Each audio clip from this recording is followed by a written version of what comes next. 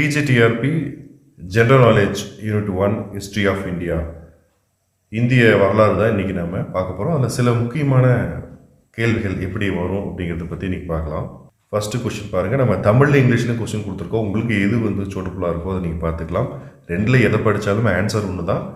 சரியாக புரிஞ்சுக்கிட்டிங்கன்னா போதும். இந்த மாதிரி கொஸ்டின்ஸ் வரும்போது எப்போவுமே இதுமாதிரி தமிழில் இங்கிலீஷில் ஒரு வேலை கொஸ்டின்ஸ் உங்களுக்கு வருது வாய்ப்புகள் இருக்குது அப்படின்னா எந்த எக்ஸாமாக இருந்தாலுமே இங்கிலீஷில் கொடுத்துருது மட்டும்தான் அதுதான் லாஸ்ட். அதை தான் நீங்கள் கன்சிடர் பண்ணணும். இங்கிலீஷில் கொடுத்துருக்கிறது தான் நீங்கள் பார்க்கணும். தமிழில் மொழிபெயர்ப்பு செஞ்சுருக்கும் போது சில சிக்கல்கள் இருக்கும். அதை அவங்க கண்டிப்பாக ஏற்றுக்க மாட்டாங்க. ஃபைனலாக இருக்கக்கூடிய முடிவு என்ன அப்படின்னா இங்கிலீஷில் இருக்கக்கூடிய கொஷின் தான். சரி, ஃபஸ்ட் ஒன் பாருங்கள். இப்போ நம்ம கூற்று காரணம் சொல்லுவீங்களா, அசர்ஷன் அப்புறம் ரீசன், இந்த ரெண்டுமே சில நேரங்களில் சரியாக இருக்கும், சில நேரங்களில் மாறி இருக்கும். இதில் எதுக்காக இந்த கேள்வி கொடுக்குறாங்க அப்படின்னா நமக்கு குழப்பறதுக்காக தான். ஃபர்ஸ்ட் ஒன் பாருங்கள். அசர்ஷன் எப்படி இருக்குன்னா, the drainage system of the Indus Valley civilization so evidence of advanced urban planning. So இது assertion. சரி, ரீசன் என்ன ரீசன் பாருங்கள். அவங்க கொடுத்துருக்கிறது covered drained connected to a centralized sewage system were found in cities like Mohenjo-daro. நீங்கள் தெரியும் நினைக்கிறேன் மொஹஞ்சதாரோ எங்கே இருக்குது அப்படின்னு சொல்லி, எந்த நாகரிகத்தினுடைய உள்ளுக்குள்ளே அந்த மொஹஞ்சதாரோ இருக்குது அப்படிங்கிறது. நமக்கு நாகரிகம் நம்ம சொன்னோம் அப்படின்னாவே சிந்து சமவெளி நாகரிகம் தான் இல்லைங்களா. சரி, இதுக்கு ஆன்சர் நிறைய கொடுத்துருக்காங்க. அதாவது both A and R are true and R is correct explanation of A. B பார்த்தோன்னா both A and R are true but R is not correct explanation of A. C பார்த்தோம், ஆப்ஷன் சி பார்த்தீங்கன்னா A is true but R is false. D பார்த்தோன்னா A is false but R is true. சரி, நாம் இது கொஞ்சம் விளக்கமாக தமிழில் கூட பார்த்துடலாம். எப்படின்னா சிந்து சமவெளி நாகரிகம் நமக்கு தெரிஞ்ச ஒரு விஷயம்தான். கிட்டத்தட்ட அது நம்ம இந்திய நாகரிகத்திலே ரொம்ப தொடக்க காலங்களில் கிடைச்ச ஒரு பழமையான நாகரிகங்களில் ஒன்று. இப்போ தமிழ்லேயே நமக்கு நிறைய நாகரிகங்கள் தமிழ்நாட்டில் இருந்தாலும் கூட அந்த சிந்து நதிக்கரையில் உருவாக்கப்பட்ட அந்த நாகரிகம் ரொம்ப பெரிய ஒரு விஷயமா இருக்குது. கிமு 3300, நல்லா பார்த்துக்கோங்க, கிமு 3300 இந்த காலகட்டங்களில் தோன்றிருக்கிறதா கணிச்சிருக்கிறாங்க. இது கிட்டத்தட்ட எப்போ முடிஞ்சிருக்குதான் பாருங்க, கிமு 1300 முடிஞ்சிருக்குது அப்படின்னு சொல்கிறாங்க. ரொம்ப பின்னோக்கி தள்ளுறாங்க நாகரிகத்தை. யாரும் இதை மறக்கலை. இந்த ஹரப்பா அப்படின்னு சொல்லுவோம், நல்லா போச்சோம். ஹரப்பா அப்படின்னு சொல்லுவோம். மொஹஞ்சதாரோ அப்படிங்கிறது ஒரு இறந்தவர்களின் புதைகுழி அப்படிங்கிற பொருளில் மொஹஞ்சதாரோ அப்படிங்கிற அமைப்பு வந்திருக்கு.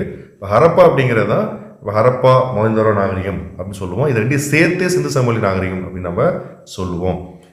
இது உலகத்திலே என்னது 3 மிகப்பெரிய நகரங்கள். அப்போ நம்ம கிரேக்லாம் சொல்கிறோம் இல்லையா, அப்போது அந்த காலத்தை பாருங்கள், இப்போ பார்க்காதீங்க. அது மாதிரி நம்ம கிரேக்கில் இருக்கிற ரோம் மாதிரி ஹரப்பா மிகப்பெரிய நகர அமைப்பை கொண்டிருந்ததாக அதை நம்ம தோண்டி பார்க்கும்போது தெரியுது. சரி, இது அடிப்படை. இப்போ நம்ம விஷயத்துக்கு வரலாம். சிந்து சமவெளி நாகரிகத்தினுடைய இந்த வடிகால் அமைப்பு அது எப்படி இருக்குது அப்படின்னா வச்சுக்கோங்களேன், இந்த ட்ரைனேஜ் சிஸ்டம் ரொம்ப மேம்பட்டதாக இருக்குது. அட்வான்ஸ்டு அர்பன் பிளானிங்காக இருக்குது. அர்பன் பிளானிங் தெரியும், நகரத்தை எப்படி திட்டமிட்டு உருவாக்குறது அப்படிங்கிறது அர்பன் பிளானிங்.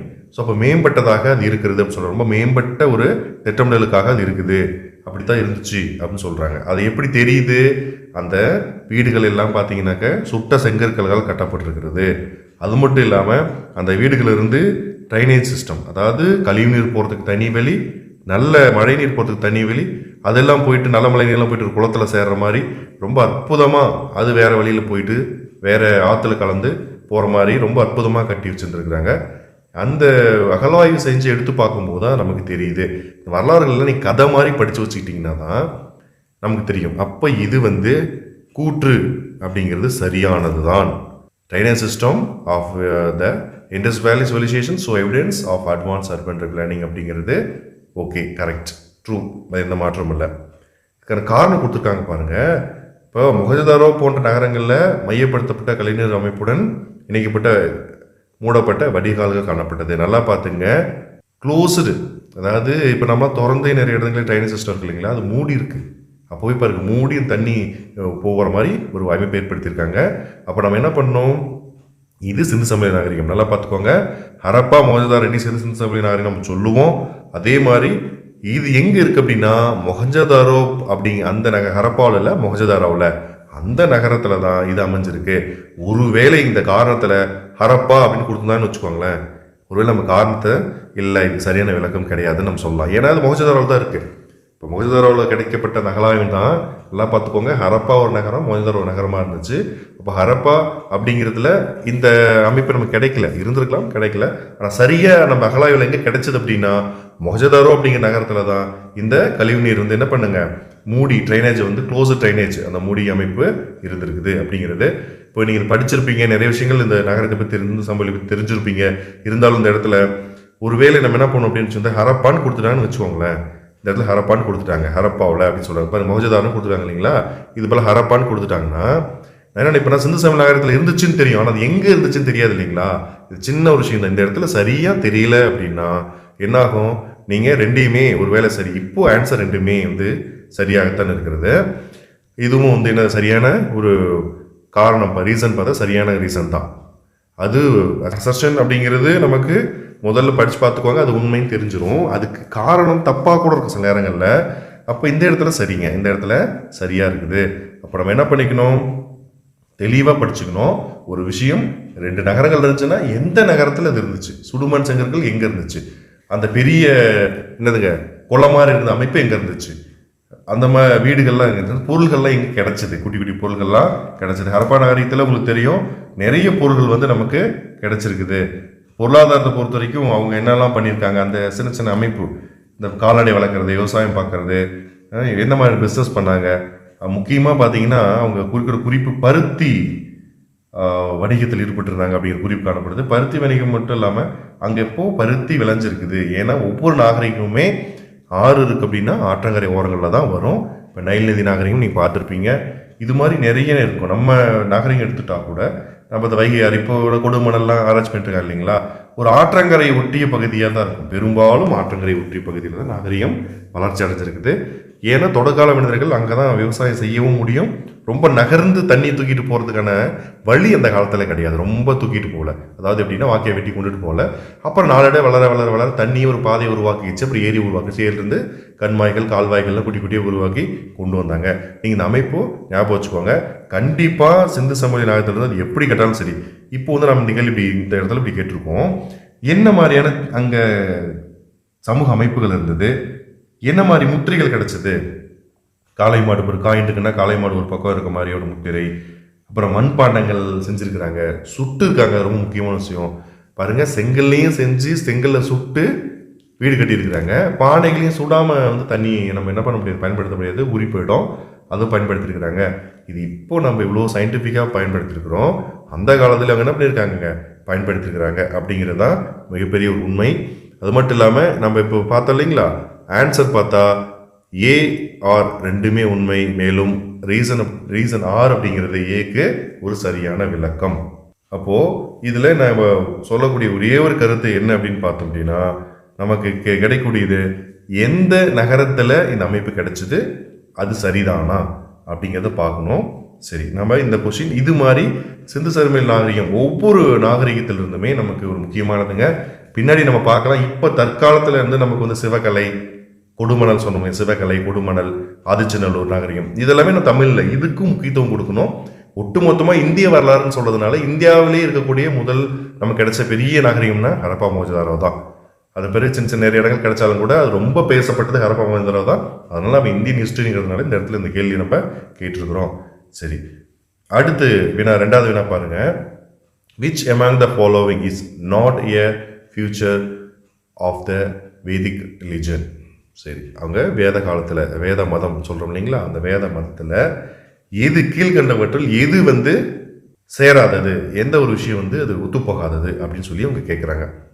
அதில் பாருங்கள், இயற்கை சக்திகளை வணங்குதலா, மனித உருவ தெய்வங்கள் உருவ வழிபாடு, அதாவது மனித தெய்வ உருவ வழிபாடு, மனுஷ வழிபாடா அல்ல தெய்வ உருவ வழிபாடா, சடங்குகளா அல்ல வேதத்திலிருந்து பாடல் பாடுதலா, இதில் எது ஒன்று இல்லை அப்படின்னு தான் கேட்குறாங்க அவங்க. பாருங்க, அதெல்லாம் நம்ம நாட் கொஸ்டினில் ஒரு வேலை நாட் அப்படிங்கிறத வந்து அவங்க ரொம்ப சிம்பிளாக தான் கொடுத்துருப்பாங்க, கேப்ஸ்லாம் கொடுக்க மாட்டாங்க. நம்ம அப்படி சொல்லுங்கிறத கொடுத்துருக்கோம். நம்ம என்ன பண்ணுங்க, which among the following is not a future of the Vedic religion? வேதகால மதத்தில் அந்த வேத காலத்தில் எது ஒன்று இல்லைன்னு பாருங்கள். நமக்கு தெரியும் இயற்கை சக்தியில் வணங்குதல் அது இருந்துச்சு. மனித உருவ தெய்வ உருவ வழிபாடு அப்படிங்கிறது அது கிடையாது. மனித உருவ வழிபாடுங்கிறதே கிடையாது. அப்போ தெய்வ உருவ வழிபாடு கிடையாது. சடங்குகள் யாகங்கள் இருந்துச்சு. வேதம்னாவே அது சடங்கு யாகங்கள் இருந்துச்சு. அப்புறம் வேதங்கள் இருந்து பாடல் எடுத்து பாடுதல், வேதத்திற்கு எதிர்த்து சாமம் சொல்கிறீங்களா, அதுல இருந்து பாடங்களை எடுத்து இந்த பாடல்கள் எடுத்து அப்படி ஸ்லோகம் மாதிரி சொல்கிறது அது இருந்துச்சு. இப்போ பி மட்டும்தான் நமக்கு இல்லை. சரி, நம்ம இதுக்கான விளக்கம் பார்த்துடலாம்.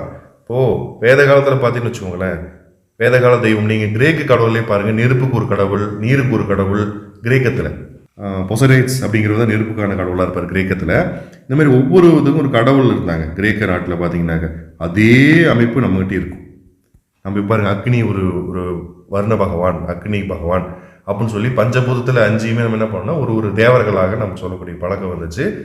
அது கடவுளாக அதை ஒரு உருவத்துக்கு கொண்டு வந்துட்டோம் இப்போ. ஆனால் அப்போது வேத காலத்தில் சூரியன், காற்று, நெருப்பு போன்ற இயற்கை சக்திகளை அவங்க இயற்கையை வழிபட்டுருக்கிறாங்க.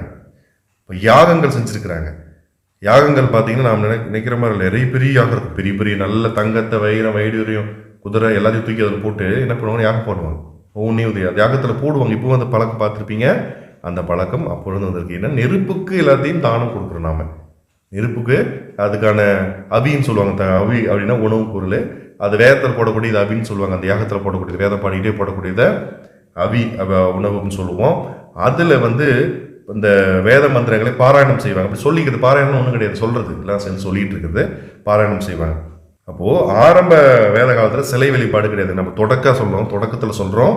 தொடக்கத்தில் வேத காலத்தில் சிலை வழிபாடு அப்படிங்கிறது கிடையவே கிடையாது. கடவுள்களை இயற்கை சக்திகளாகவே கற்பனை செஞ்சுருக்கிறாங்க.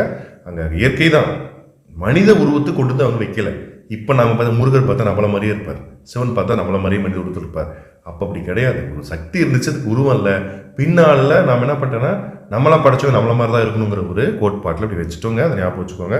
ஆரம்பத்தில் சிலை வழிபாடு கிடையவே கிடையாது. கடவுளை என்ன பண்ணாங்க, இயற்கை சக்தி தான் அவங்க கடவுளை நினச்சி வணங்கினாங்க. ஆகையால் நமக்கு என்னதுங்க, மீதி எல்லாமே சரி. ஆப்ஷன் பி இருக்குல்ல, மனித உருவ தெய்வ உருவ வழிபாடு, இது மட்டும் வேத காலத்தில் வேத மதத்திலையும் அது கிடையவே கிடையாது. அப்போது இப்போ நம்ம என்ன பண்ணிக்கிறோம், ஒவ்வொரு காலங்கள்லையும் இப்போ இந்த கொஸ்டின் மூலம் என்ன தெரியும் நமக்கு, ஒவ்வொரு காலகட்டத்திலையும் தொடக்கத்தில் என்ன மாதிரியான மொழி அமைப்பு இருந்துச்சு, என்ன மாதிரியான கலாச்சாரம் இருந்துச்சு, மக்கள் எதை வணங்கினாங்க, எந்த உணவு அதிகம் சாப்பிட்டாங்க, என்ன மாதிரி அணிகலங்களை அணிஞ்சுக்கிட்டாங்க, எந்த பழக்கம் ரொம்ப முக்கியத்துவமாக இருந்துச்சு அப்படிங்கிறத வச்சுட்டு இந்த மாதிரி அமைப்பில் நமக்கு கேள்வி கேட்பாங்க. என்ன ஒரு சிக்கல்னா, தெளிவில்லாமல் போச்சுன்னு வச்சுக்கோங்களேன். இப்போ எடுத்துக்காட்ட தெளிவில்லாமல் உங்களுக்கு போச்சுன்னா நம்ம என்ன பண்ணுவோம், ஒரு வேலை இப்போ இது எல்லாமே மனித உருவ வேறுபாடு. ஏன்னா இந்த வேத காலத்துக்கு பின்னாடி தான் நமக்கு என்னது காயின் இருக்கும். காயினில் பின்னாடி உருவம்லாம் பறிச்சிருந்தாங்க. அந்த ஓவியங்கள் வேத காலத்துக்குள்ள இந்த செப்பு பட்டயங்கள் இந்த மாதிரி சின்ன சின்ன விஷயங்கள்லாம் இருந்தது இல்லைங்களா, அதில் சில உருவங்கள் இருந்தாலும் பின்னாடி காலத்தில் வேதிக் ரொம்ப ரிலீஜன் அப்படிங்கிறது வேத மதங்கள் பின்னாடி ரொம்ப ரொம்ப இந்த இந்து மதத்தில் பார்த்தீங்கன்னா சைவ இனம் இருந்துச்சு, அதெல்லாம் ஒன்றா சேர்ந்து இந்து மதமாக வச்சுட்டோம். இந்த மாதிரி ரொம்ப பின்னாடி வந்த விஷயங்கள் இது. நம்ம குறிப்புகளில் பாருங்கள், வேத காலத்தில் வேத மதத்தில் என்னென்ன அம்சங்கள் இருந்துச்சு அப்படின்ட்டு, என்னென்ன அம்சங்கள் இருந்துச்சு அப்படின்னு சொல்லி கேட்குறது ஒரு கேள்விங்க. என்னென்ன அதில் இப்போ 4 ஆப்ஷன் கொடுத்துட்டு எது இல்லைன்னு கேட்குறது ஒரு முறை. இப்போ இல்லைன்னு சொல்கிறதுக்கு என்ன பண்ணிக்கணும், மீதி 3 இதோ ஒன்று தான் இல்லை, மீதி 3 இருக்கிறது தெரிஞ்சிருக்கும் நமக்கு இல்லையா. அப்படி இல்லைன்னா தவறாக போயிடும். சரி, அடுத்த வினா பார்க்கலாம். 3வது வினா பாருங்கள், மேட்ச் ஆஃப் த ஃபாலோவிங். கண்டிப்பாக என்ன பண்ணுவோம்னா ஒரு ஒரு வினாவுக்கு இப்போ பார்த்தோம், கூற்று காரணம்லாம் பார்த்தோம், அதுக்கப்புறம் பின்னோட்டில் எது இல்லை அப்படிங்கிறத பார்த்தோம். இப்படி ஒரு மாடல் வரும். எப்படின்னா மேட்சஸ் கொடுத்துருவாங்க. முதல்ல மேட்சஸ் பார்க்கும்போது ஃபஸ்ட்டு எப்பயுமே லெஃப்ட் சைடு முதல்ல ஒழுங்காக படித்து பார்த்துக்கணும். முதல்ல லெஃப்ட் சைடு மட்டும் படிக்கணும். உடனே ஒன்று படிச்சு ரைட்டில் போய் தேடிட்டு இருக்கவே கூடாது.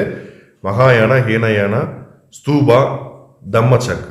இப்போ தம்மச்சக்கா அப்படிங்கிற சக்கரா, தர்மச்சக்கரா அப்படின்னு சொல்லுவாங்க. நம்ம தமிழில் தர்ம சக்கரம்னு சொல்லுவோம். ஸோ தம்மச்சக்கா சக்கரா, அந்த தம்ம சக்கரா அப்படிங்கிறது இது எல்லாம் எதை குறிக்கிறதுன்னு பாருங்கள். ஹீனயான மகாயானம்னு உங்களுக்கு ஞாபகம் வருதுங்களா, புத்த மதத்துடைய அது ஒரு பிரிவு அப்படிங்கிறது ஞாபகம் வருதுங்களா. ஸ்தூபா அப்படிங்கிறது உங்களுக்கு என்னதுங்க, அது புத்த மதம் சார்ந்தது. அப்போ ஒரே ஒரு விஷயத்துக்கு வந்துடலாம், அங்கே லிஸ்ட்டையே புத்திசன் கொடுத்துருக்குறாங்க இல்லைங்களா. அப்படி ஒரு வேலையை அவங்க கொடுக்கணும் அவசியம்லாம் கிடையாதுங்க. இங்கே நாம் கொடுத்துருக்குறோம் ஏபி அவ்வளோதான் கொடுத்துருப்பாங்க. மேட்சஸில் புத்திசம் சம்மந்தமானது டிஸ்கிரிப்ஷன் அதுக்கான விளக்கம் அப்படின்லாம் வராது கொஷினில். நீ என்ன பண்ணிக்கிற லிஸ்ட்டு ஏ அவ்வளோதான். இதை படித்து பார்த்தா இது எங்கேருந்து வந்திருக்கு, அதுக்கப்புறம் நீங்கள் ரைட் சைட் பாருங்கள். அதுக்கப்புறம் இதில் ஏதாவது பொருத்த முடியுமா அப்படிங்கிறத அதன் பிறகு பார்ப்போம். சரி, மகாயானா அப்படிங்கிறது என்ன, இப்போ நம்ம வந்து ஏற்கனவே நான் பார்த்துட்டோம். இது பாருங்க, இந்த ஆப்ஷனை நீங்கள் பார்க்க வேணாம். ஃபஸ்ட்டு வந்து நம்ம என்ன பண்ணிக்கலாம், பொருத்தி பார்த்துக்கலாம். அதுக்கப்புறம் ஆப்ஷன் போய் பார்த்துக்கலாம். இப்போ மகாயானா அப்படின்னா என்ன அப்படி பாருங்க. மகாயானா அப்படிங்கிறது தெரியும், போதி சத்துவர்களின் வழிபாடு அப்படிங்கிறது தான். அதுலேயேங்க நம்ம பௌத்த மதத்தை தோற்றுவிச்சவர் யார் இல்லைங்களா, எந்த மார்க்கம், என்னென்ன மாதிரியான ஒழுக்கங்கள் அவர் சொல்கிறாரு, அது என்ன மாதிரியான பிரிவுகள் பின்னாடி வந்துச்சு, அவர் உரு வழிபாடு சொன்னாரா இல்லையா அப்படிங்கிறதெல்லாம் குறிப்புகளில் தெளிவாக படித்து பார்த்துட்டிங்க அப்படின்னா தான் மகாயானம் அப்படிங்கிறது யாருடைய வழிபாடாக இருந்ததுன்னா போதி சத்தவர்களினுடைய வழிபாடாக இருந்தது. அதான் சொல்லுவாங்க இல்லையா, அதில் இப்போ சமணர்கள்லேயே பல வகைகள் சொல்லுவோம் இல்லைங்களா, அது பின்னாடி பார்ப்போம். அது மாதிரி புத்தர்களில் இந்த போதிசத்துவர்கள் அப்படிங்கிறவங்க வழிபட்டது தான் மகாயானம் அப்படின்னு சொல்லுவோம். அடுத்தது அவங்களுடைய அந்த புத்தர் சொன்ன புனித நூலை வழிபடுறது, அதுக்கப்புறம் புத்தரையே வழிபடுறது. ரெண்டு விதமானது. புத்தர் வந்து தன்னை வழிபட சொல்லலை, புத்தர் சொன்ன அந்த புனித நூலை அந்த கருத்துக்களை வைத்து கொண்டு வழிபடுவது அப்படிங்கிறது ஒன்று. இன்னொன்று புத்தரையே வழிபடுறது அப்படிங்கிறது ஒன்று. அடுத்தது ஹீனயானம். ஹீனயானம் அப்படின்னா துறவற வாழ்க்கை மற்றும் புத்தரனுடைய அந்த போதனைகளை என்ன பண்ணுறது, கண்டிப்பாக கடைபிடிக்கிறது. எல்லாம் பார்த்துக்கோங்க. ஹீனயானம் அப்படிங்கிறது புத்த மதத்தினுடைய அந்த என்னதுங்க நெறி, அந்த ஒழுக்கம் அதெல்லாம் இருக்கு இல்லைங்களா, அவங்களுடைய அந்த துறவற வாழ்க்கையை கடைபிடிக்கிறது. புத்த மதத்தினுடைய அந்த தவம், அந்த துறவற வாழ்க்கை, அந்த தவம், இதை எல்லாத்தையுமே என்ன பண்ணுறது, கடைபிடிக்கிறதாக இருக்கிறது. அப்போ நம்ம ஃபஸ்ட் என்ன சொல்லியிருக்கோம், ஏவுக்கு வந்து ஆப்ஷன் 2 குறிச்சிருக்கிறோம்.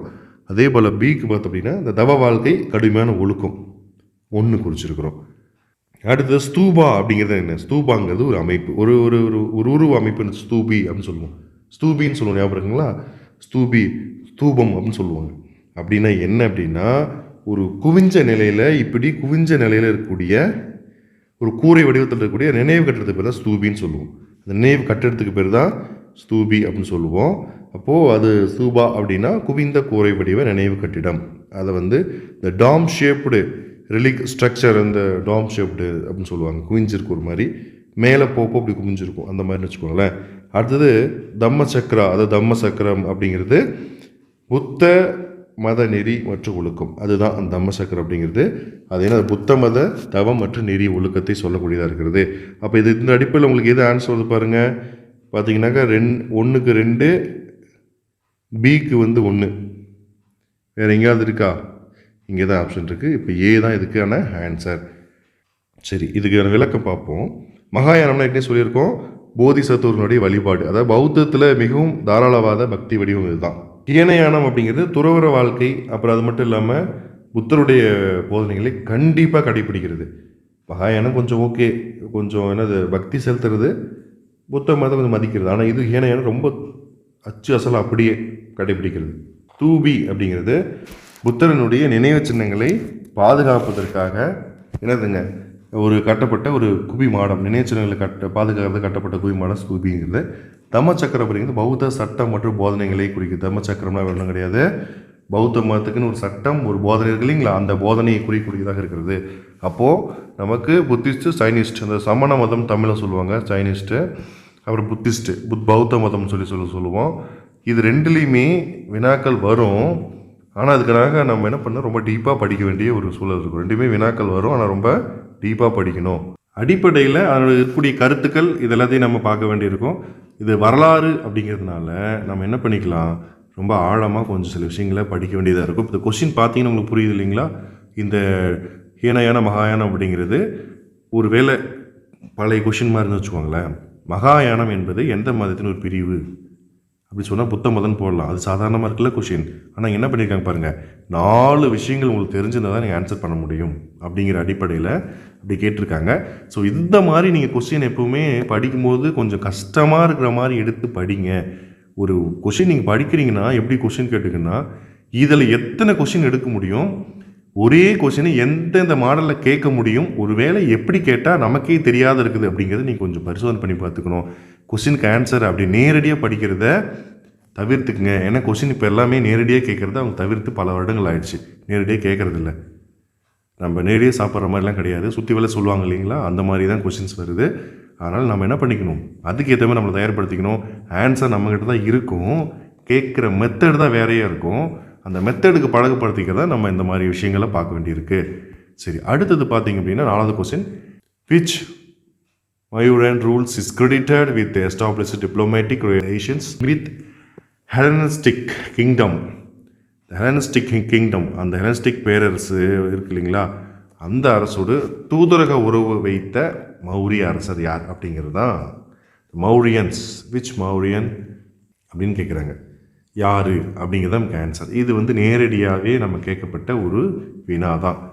ஆனால் நம்ம இதுக்கு என்ன பண்ணணும்னு வச்சுக்கோங்களேன், முதல்ல யார் யாரோட எந்த கிங்டமோடு நல்ல உறவு வைத்திருந்தது, என்ன வணிகத்திலையா இல்லை படைகளை பரிமாறிக்கிட்டாங்களா இல்லை வரி கட்டினாங்களா அப்படிங்கிறத நம்ம பார்க்க வேண்டிய கட்டாயம் இருக்கிறது. இப்போ மௌரிய பேரரசுன்னு சொன்னதுனால அசோகர், சந்திரகுப்த மௌரியர், பிந்துசாரர், தசரத மௌரியர் அப்படின்னு சொல்லி கொடுத்துட்டாங்க. இந்த மௌரிய பேரரசில் இருக்கக்கூடிய அரசுகளை தான் பெரும்பான்மையை எடுத்து கொடுத்துட்டாங்க இவங்க. அப்போ நம்ம என்ன தெரியும், நம்ம படிச்சிருப்போம், மௌரிய அரசு ஹெலனிஸ்டிக்கோட அரசோடு தூதர் உறவு வச்சுன்னு படிச்சிருப்போம். ஆனால் அந்த அரசன் யார் தான் கேள்வியே இங்கே. புரியுதுங்களா? அப்படி வெளிப்படையாக 2 பேரரசில் எந்த பேரரசன்னு கேட்டால் நீங்கள் மௌரிய அரசன் ரொம்ப பெருசு இல்லைங்களா, அதுக்கு நுணுக்குமா அந்த அரசர் யார் அப்படின்னு சொல்லி கேட்குறாங்க. இதில் நமக்கு தெரியலன்னு வச்சுக்கோங்க, எப்படி ஆன்சர் பண்ண முடியும்? மௌரிய அரசர்கள் பேர் தான் கொடுத்துருக்காங்க. நமக்கு தெரிஞ்சது மௌரிய அரசர்கள் தான் டீப்பாக படிக்கணும்னு சொல்கிறது. எந்த அரசு எந்த அரசோடு உறவு வச்சிருந்தது, அதே நேரத்தில் எந்த அரசர் பீரியடில் வச்சுருந்தாங்க அப்படிங்கிறது தான், எந்த மௌரிய அரசருடைய பீரியடில் வச்சுருந்தாங்க அப்படிங்கிறது தான் நமக்கு. சரி, இதுக்கான ஆன்சர் பார்த்தோம் அப்படின்னாக்க சந்திரகுப்த மௌரியர் தான். அதுக்கு என்ன விளக்கு அப்படின்னு சொல்லி பார்ப்போம். சந்திரகுப்த மௌரியர் அப்படின்றது ஹெலனிஸ்டிக் ராஜ்யங்களோட. சரி, முதல்ல ஹெலனிஸ்டிக் ராஜ்யம் அப்படின்னா யாரோடது? அது அலெக்சாண்டர் இருந்தார் இல்லைங்களா, அவருடைய வாரிசு நாடுகள், அவருக்கு பின் வழி வந்தவர்களுக்கு தான் அந்த ஹெலனிஸ்டிக் ராஜா கிங்டம் சொல்லி நம்ம அழைக்கிறோம். அந்த ராஜ்யத்தோடு உறவை ஏற்படுத்தி இருக்கிறார் சந்திரகுப்த மௌரியர்.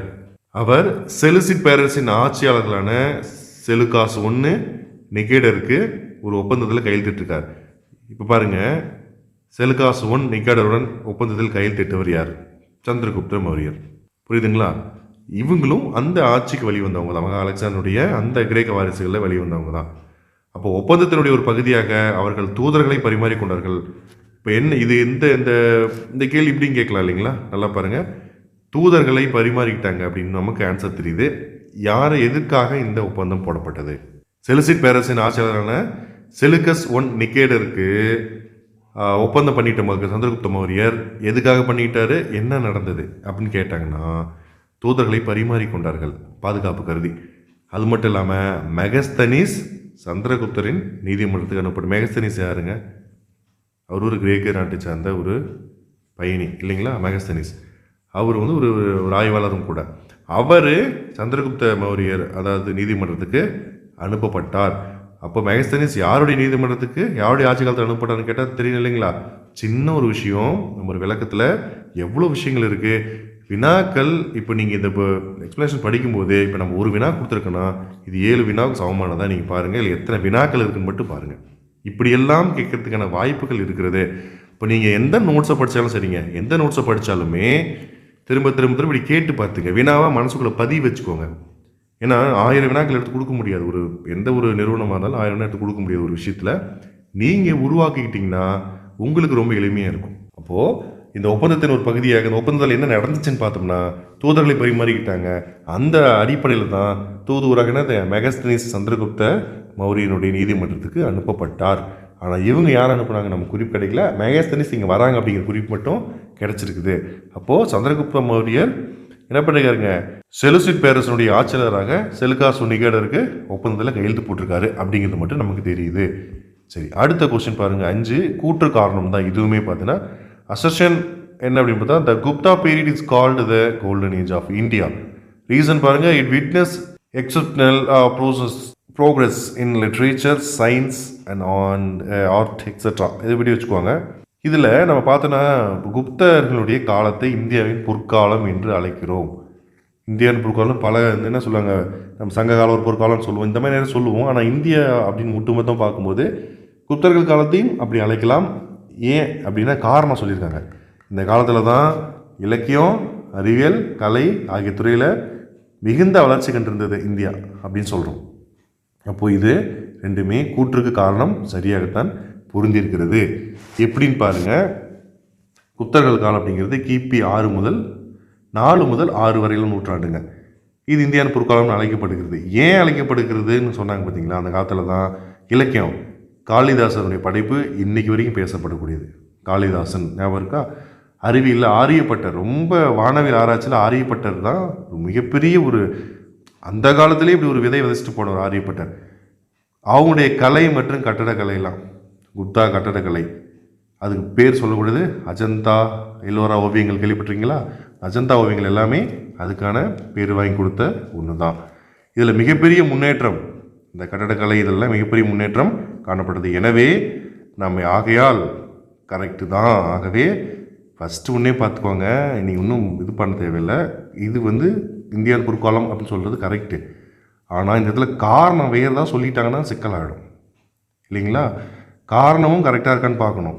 ஃபஸ்ட்டு ஒன்று கூற்று கரெக்டாக இருக்கணுன்னே டக்குன்னு காரணம் கரெக்டாக இருக்கும் அப்படின்னு நினச்சக்கூடாது. இதுக்கு இதை சரியாக இல்லை அப்படின்னா என்ன பண்ணிக்கணும்? இல்லை அப்படின்னா, ஒரு வேலை இல்லை அப்படின்னா கூற்று கரெக்டு, ஆர் ரீசன் அதுக்கான சரியான எக்ஸ்ப்ளனேஷன் கிடையாதுன்னு சொல்லி நம்ம ஒரு ஆப்ஷன் இருந்துச்சுன்னா அது குறிக்கணும். இந்த இடத்துல ஏஆர் ரெண்டுமே உண்மை தான். மேலும் ரீசன் அசர்ஷனுக்கு ஒரு நேரடியான விளக்கத்தை தரக்கூடியதாக இருக்கிறது. சரி, புரியுதுங்களா?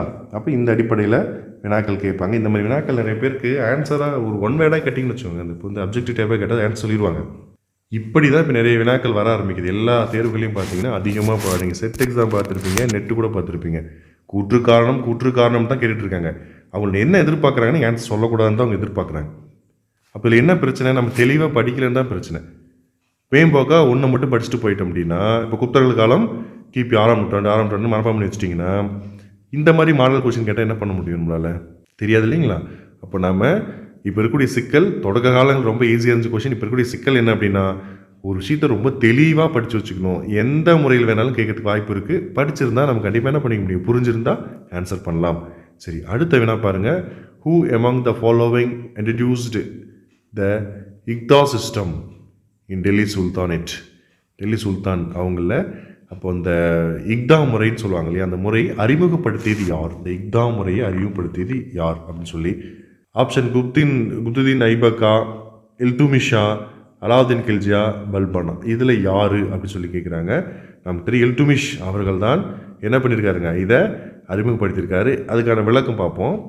டெல்லி சுல்தான் அந்த இக்தா அமைப்பு அப்படிங்கிறது என்ன? இக்தா அப்படிங்கிறது என்னன்னா, அது ஒரு நில வருவாய் முறை. இக்தா அமைப்பு அப்படிங்கிறது நில வருவாய் முறை. நிலத்துக்கு வரி விதிப்பாங்க இல்லைங்களா, அதுக்கான வருவாய், அதாவது வரி மூலமாக வருவாய் ஈட்டுறது. இந்த அமைப்பின் கீழே என்ன பண்ணுவாங்க, இதை வசூலிக்கிறதுக்கு பிரபுக்கள், அதிகாரிகள், இது வீரர்களுக்கு என்ன பண்ணுவாங்க, ஒரு குறிப்பிட்ட நிலம் ஒதுக்கப்படும். இந்த கோயில் மானியம்லாம் சொல்கிறோம் இல்லைங்களா, அந்த மாதிரி குறிப்பிட்டவங்களுக்கு குறிப்பிட்ட நிலம் ஒதுக்கப்படும். 10 ஏக்கர் 5 ஏக்கர்னு இதை ஒரு கணக்காக சொல்கிறேன், ஒதுக்கப்படும். அதுதான் இக்தான்னு சொல்லுவாங்க. இந்த முறையினால் இந்த வருவாய் ஈட்டுறதுக்காக, ஒரு வரி பெறுவதற்காகவே அவங்களுக்கு என்னதுங்க, நிலம் ஒதுக்கப்படுது. இது இக்தா அமைப்பு முறை. அது நில வருவாய் முறைன்னு வச்சுக்கோங்க. இக்கிதார் அல்லது முக்தி என்று அழைக்கப்படும். அவங்கள யார் இக்கிதார் சொல்லுவாங்க? அந்த நிலம் வாங்கினவங்கள, அந்த நிலம் யாருக்கு போய் சேர்ந்துச்சவங்க இக்கிதார் அல்லது முக்தி அப்படின்னு அழைப்பாங்க. அந்த நிலத்திலேருந்து வருவாயை சேகரித்து என்னதுங்க, அந்த நிலத்திலேருந்து அப்புறம் கொடுத்துட்டோம், பயிர் பண்ணுவோம், இதை பண்ணுவாங்க. அதிலிருந்து அந்த வருவாயை எடுத்து என்ன பண்ணாங்க, படைகளை பராமரிச்சிட்டாங்க. போர் வீரர் படைகளை பராமரித்து கொண்டார்கள்.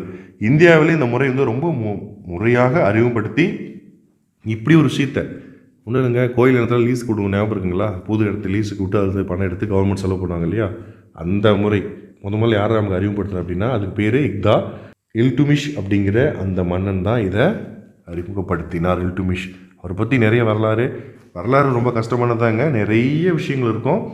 இதில் நம்ம என்ன புரிஞ்சுக்கணும்னு வச்சுக்கோங்க, யார் ஆட்சியில் புதுசாக தான் வரி விதிச்சாங்களா, யார் ஆட்சியில் புதுசாக சட்டம் கொண்டு வந்தாங்களா, யார் ஆட்சியில் பாதுகாப்புக்காக அல்லது பெண்கள் நலனுக்காக சட்டம் கொண்டு வந்தாங்களா, இப்படிங்கிறத ஞாபகம் வச்சு அவர் யார், எந்த ஆண்டு, யாருக்காக பண்ணாங்க அப்படிங்கிறதையும் நம்ம தெளிவாக படித்து வச்சுக்கணும். அப்போ இந்த இக்தா முறை அப்படிங்கிறது என்னதுங்க, ஒரு நிலத்திலிருந்து வருவாய் ஈட்டக்கூடிய ஒரு முறையாக இருந்துச்சு. இந்த பிரபுக்களுக்கு, அதிகாரிகளுக்கு, வீரர்களுக்கு நிலத்தை கொடுத்துட்டு அதிலிருந்து வரக்கூடிய வருவாய் எடுத்து என்ன சரி பண்ணாங்கன்னா, படைகளை பராமரித்தார்கள். அந்த வருவாயை வச்சு இராணுவத்தை வலுப்படுத்தினாங்க.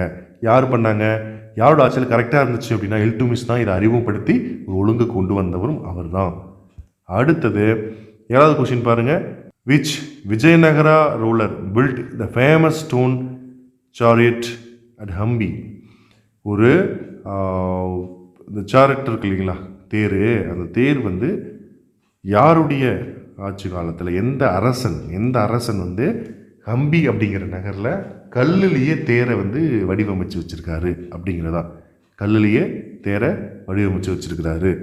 இல்லை ஆப்ஷனில் பாருங்கள், ஹரிகரர் உண்ணா, புக்கராயரா, கிருஷ்ணதேவராயரா. முதல்ல நம்ம ஹிஸ்ட்ரி படிக்கும்போதுங்க பேரரசு, எத்தனை பேரரசு, அதில் எந்த மன்னனுக்கு அப்புறம் எந்த மன்னன் 1 2 3 4 படிச்சுக்கணும். அந்த அமைப்பை தயவு செஞ்சு மாற்றிடவே கூடாது. யாரில் எதை செஞ்சாங்க அப்படிங்கிறது அடுத்தது நம்ம என்ன பண்ணிக்கணும், யாரில் எதை செஞ்சாங்க அப்படிங்கிற அந்த அந்த அடிப்படை அல்லது எதாவது சிறப்பாக எதாவது செஞ்சாங்களா அப்படிங்கிறத குறித்து வச்சுக்கணும். ஒரு பேரரசுனா முதல்ல யார், ரெண்டாவது யார், மூணாவது யார், அதுக்கப்புறம் யார் யார் என்ன பண்ணாங்க, நமக்கே தெரியும் இந்த சிறப்பாக அவங்க பண்ணியிருக்காங்கப்பா, அது கண்டிப்பாக கேள்வி வரும், தெரியும் இல்லைங்களா, அந்த மாதிரி ஒரு அமைப்பு. இப்போ இந்த கல் தேர், ஸ்டோன் சார்ட், இது வந்து ஸ்டோன் சார்ட் வந்து ரொம்ப முக்கியமான ஒன்று. ஹம்பியில் இருக்குது, நீங்கள் படிச்சிருப்பீங்க, ஹம்பி நகரில் காட்டப்பட்டிருக்கு அப்படின்ட்டு. அப்போது அது யார் செஞ்சாங்க அப்படின்ட்டு இதில் பாருங்கள், புக்கராயரா, கிருஷ்ணதேவராயரா, அச்சுதேவராயரான்னு கேட்குறாங்க. கிருஷ்ணதேவராயர் தான் அந்த ஹம்பி நகரில் அந்த கல்லாலான சொன்னாங்க. அதேமாதிரி நம்ம தெரியும் இல்லைங்களா, பல ஆண்டுகள் இது கொஸ்டின் வந்திருக்கு. நம்ம டெல்லியில் குதுப்பினர் பக்கத்தில் பார்த்தீங்கன்னா இரும்பு தூண் ஒன்று இருக்கும், துருப்பிடிக்காத இரும்பு தூண். அதெல்லாம் கொஸ்டின் நிறைய தரம் கேட்டிருக்காங்க. அது யாருடைய ஆட்சி காலத்தில் இருந்துச்சு, அது தூணுக்கு என்ன வயசாச்சு, இன்னும் ஏன் துருப்பிடிக்காமல் இருக்குது இல்லைங்களா, அந்த மாதிரிலாம் வந்து கேள்விகள் வரும். அதுக்கு அப்போ புரியுதுங்களா, ஏதாவது சிறப்பு இருந்தால் தான் அந்த கேள்விகள் கேட்பேன். குதுப்பினர் யார் ஆட்சி காலத்தில் கட்டப்பட்டது, அப்புறம் இந்த பேரரசுகளை கரெக்டாக நீங்கள் எடுத்து வச்சுக்கிட்டு லைனாக முறைப்படுத்தி ஒரு கதை தாங்க, வரலாறுங்கிறது கதை. அந்த கதையை ஒழுங்காக புரிஞ்சுக்கணும், கொஞ்சம் ஆண்டுகளை நடுவில் ஞாபகம் வச்சுக்கணும், மன்னர்கள் பேர் ஞாபகம் வச்சுக்கணும், அவ்வளோதான். சரி, எப்படி கிருஷ்ணதேவராயர் சொல்கிறோம், ஹம்பியில் இருக்கக்கூடிய கல் தேர் வந்து வித்தலர் கோவில் வளாகத்தில் அமைஞ்சிருக்கு. அந்த கோயில் வளாகத்தில், அதாவது லொக்கேட்டட் வித்தலா டெம்பிள் காம்ப்ளெக்ஸ், அதுக்குள்ளே தான் அது இருக்குது. இது விஜயநகர பேரரசனுடைய கிருஷ்ணதேவராயர் இருந்தார் இல்லையா, அவருடைய ஆட்சி காலம் 1509 முதல் 1529 கிபியில் அவருடைய ஆட்சி காலத்தில் தான் கட்டப்பட்டது. என்ன சிறப்பு இதில், எப்படி தாஜ்மஹாலுக்கு சிறப்பு, நீங்கள் டெல்லி சுற்றி போய் பார்த்தீங்கன்னா எல்லாம் சிவப்பு கலர்லேயே இருக்கும். செங்கோட்டை பாருங்கள், மற்ற அந்த ஷாஜகான் கோட்டை கூட பாருங்கள், அந்த இடத்துல ஷாஜகான் கோட்டையெல்லாம் இருக்கு இல்லைங்களா, அந்த கோட்டை எல்லாமே பாருங்கள் சிவப்பு வண்ணத்தில் தான் இருக்கும். அப்படி கல் தான் கிடைக்கும். இப்படிப்பட்ட சிவப்பு வண்ண கல் கிடைக்கிற இடங்களில் அவங்களால எப்படி ஒயிட் கிரானைட்டில் கட்டப்பட்டது தாஜ்மஹால் அப்படிங்கிறதான் அங்கே சிறப்பு, அதுதான் அங்கே பெருமை. அது மாதிரி தான் இங்கே என்ன அப்படின்னா முழுவதும் கிரானைட் கல்லால் செதுக்கப்பட்டிருக்கிறது. இது கருப்பு கிரானைட் தாங்க, இருந்தாலும் அந்த தேர் வந்து கிரானைட் கல்லால் அப்போவே செதுக்கப்பட்டிருக்கிறது. அப்போ அந்த தேர் ஹம்பியின் முக்கிய அடையாளங்கள் ஒன்று. இப்போ ஹம்பியில் முக்கிய அடையாளங்கள் ஒன்றாக கருதப்படுவது டேஸ்ன்னு கேட்டால் கூட என்ன பண்ணுவீங்க, இப்படி தான் வினாக்கள் பார்த்துக்கணும். ஹம்பியில் இருக்கக்கூடிய ஒரு முக்கிய அடையாளங்களில் ஒன்று அப்படின்னு சொல்லி தேர் கொடுத்தாங்கன்னு வச்சுக்கோங்க, தேர் தான் குறிக்கணும். ஏன்னா இந்த தேர் கிருஷ்ணதேவராயரால் கட்டப்பட்டிருக்கிறது, ரொம்ப அழகாக ரொம்ப நேர்த்தியாக கல்லால், ஒரு கிரானைட் கல்லால் வடிவமைக்கப்பட்டிருக்கிறது அப்படிங்கிறது இதனுடைய சிறப்பு. சரி, அடுத்த வினா 8, இது ஒரு மேட்சஸ் தான். இப்போ எதுன்னு நம்ம சொல்லியிருக்கோம், பட்டியல் A பட்டியல் B தான். முகல் கொள்கை அரசன் அப்படின்னு சொல்லி அவங்க கொடுத்துருக்காங்க, நம்ம புரிதலுக்காக நாம் கொடுத்துக்கிட்டது இது. ஆனால் ஒரு வேலை கொடுத்தா சந்தோஷம், கொடுக்கலனாலுமே தின் இ இலாஹி, ஜிசியா வரி ரத்து, ஜிசியா வரி பார்த்துப்பீங்க, ஜெசியா வரின்னு சொல்லுவாங்க, ஆலங்கீர் நாமா, பீஜப்பூர் இனிப்பு, இது எல்லாமே பார்த்தோம்னாவே உங்களுக்கு ஞாபகம் வந்துடும்.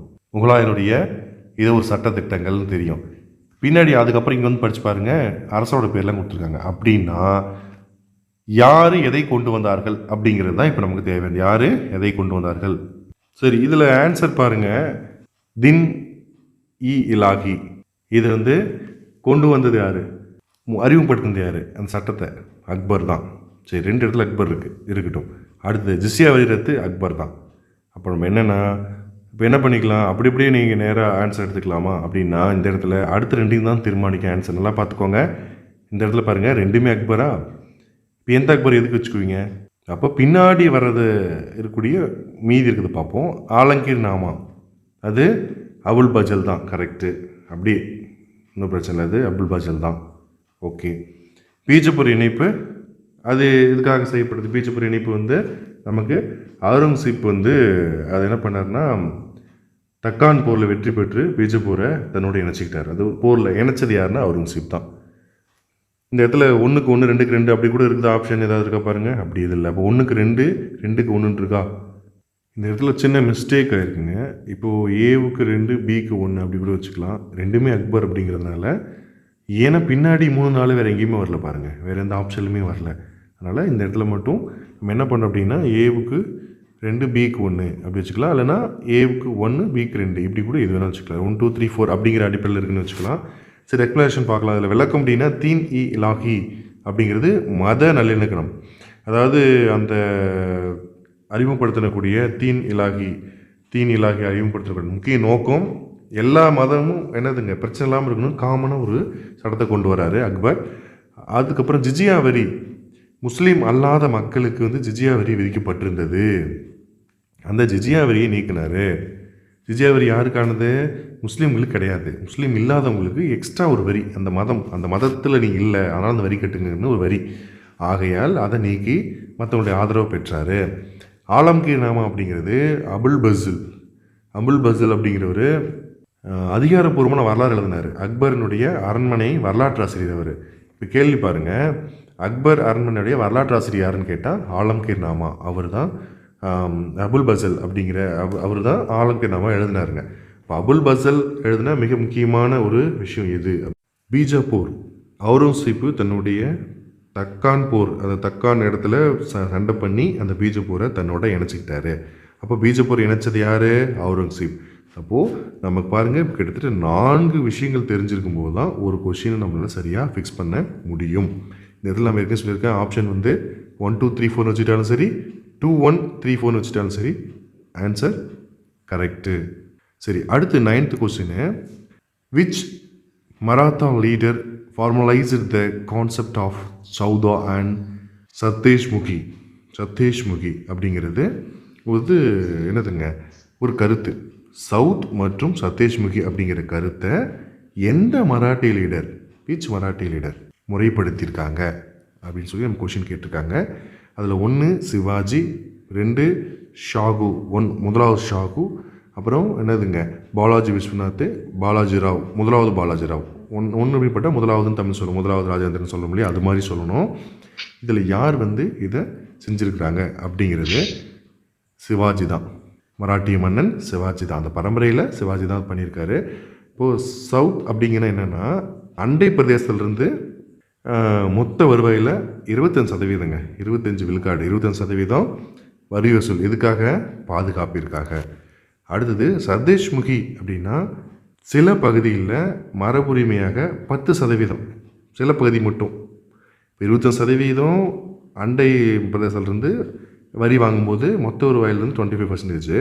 அதுக்கப்புறம் சத்தேஷ்முகி அப்படிங்கிறது கொஞ்சம் பகுதியில் மட்டும் மரபுரிமைனா காலங்காலமாக வசூலிக்கிற உரிமைன்னு வச்சுக்கோங்களேன், கூடுதலாக 10% வரி வசூல் பண்ணுறது.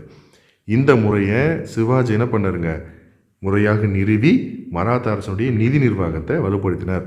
அப்போது இந்த எந்த 2 முறையை கொண்டு வந்து இப்போ சவுத் ஆர் சத்தேஷ்முகி மூலமாக மராட்டிய நிர்வாகத்தை, அதாவது அந்த ஆட்சிப்படுத்தக்கூடிய அந்த நிதியை நிர்வாகத்தையும் சீர்படுத்தியது யார் அப்படின்னா சிவாஜி. ஞாபகம் வச்சுக்கோங்க. இது மராட்டிய பேரரசை பற்றி நீங்கள் படிச்சுக்கணும்.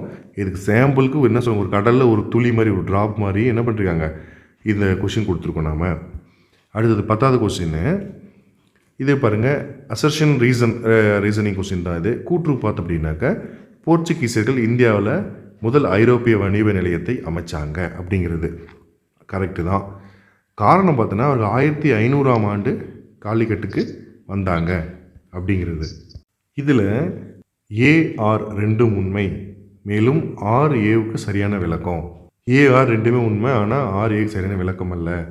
ஏ உண்மை, ஆர் தவறு. அப்புறம் ஏ தவறு, ஆர் உண்மைன்னு கொடுத்துருக்காங்க. நமக்கு ஃபஸ்ட்டில் நம்ம ஆப்ஷன் என்ன பண்ண போகிறோம் அப்படின்னா, ஏ அப்படிங்கிறது அசம்ஷன் உண்மை தான், அது உண்மை. ஆனால் 1500ஆம் ஆண்டு காலிக்கட் நகரில் முதல் வணிகம் அமைச்சாங்கிறதுல தான் கொஞ்சம் இடர்பாடு இருக்குது.